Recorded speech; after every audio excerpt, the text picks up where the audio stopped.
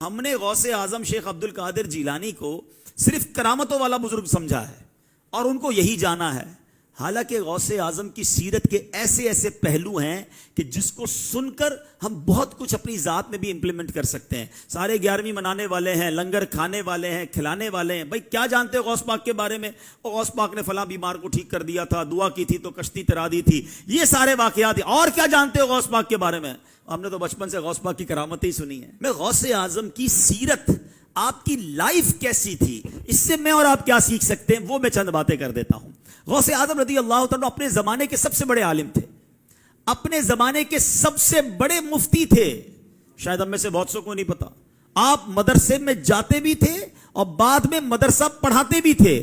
آپ کی لائف تدریس میں گزری، 40 سال تک آپ نے بیانات کیے۔ آپ نے جب بیان نہیں کرتے تھے نا تو نبی پاک علیہ الصلوۃ والسلام کا بیداری میں دیدار کیا۔ آقا نے فرمایا میرے بیٹے بیان کیوں نہیں کرتے؟ کہ حضور میں عجمی ہوں، بغداد میں سارے عربی ہیں، میں ان کے سامنے کیسے بیان کروں؟ اللہ کے حبیب نے فرمایا اپنا منہ کھولو۔ کہتے میں نے منہ کھولا، میرے آقا نے اپنا لعاب دہن 7 بار میرے منہ میں ڈال دیا۔ آئے ہائے، تھوڑی دیر بعد شام ہوئی تو مولا علی کا دیدار ہوا۔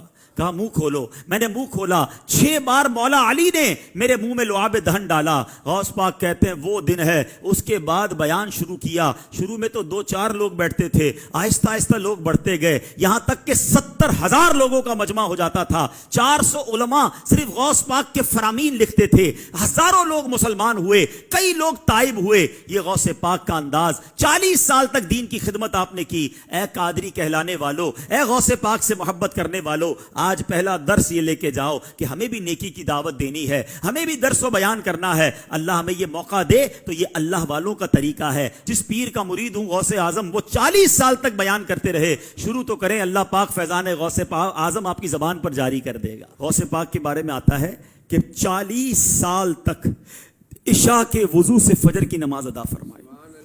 15 سال تک میرے غوث نے، شیخ عبد القادر جیلانی نے، ایک رات میں ہر روز قرآن پاک ختم فرمایا۔ اے قادریوں، میلاد منانے والوں، 11ویں منانے والوں، میرے غوث عشاء کے وضو سے فجر کی نماز پڑھے، اور قادری کہلانے والا نہ عشاء پڑھے نہ فجر پڑھے۔ سچ بتاؤ نا، یہ کیسی غوث پاک کی غلامی ہے؟ غوث پاک روز پورا قرآن پڑھے، اور غوث پاک کا دیوانہ کہلانے والے کو قرآن پڑھنا ہی نہ آتا، پڑھنا تو دور کی بات ہے، اس کو پڑھنا ہی نہیں آتا۔ پوچھو یہ کیسی اولیاء کی محبت ہے، یہ مقام اور مرتبہ دیکھو ان کا۔ محبت ہم سب کو ہے غوث اعظم سے، مگر ان کے فٹ سٹیپ پر، ان کے نقش قدم پر کون چلنے کے لیے تیار ہے؟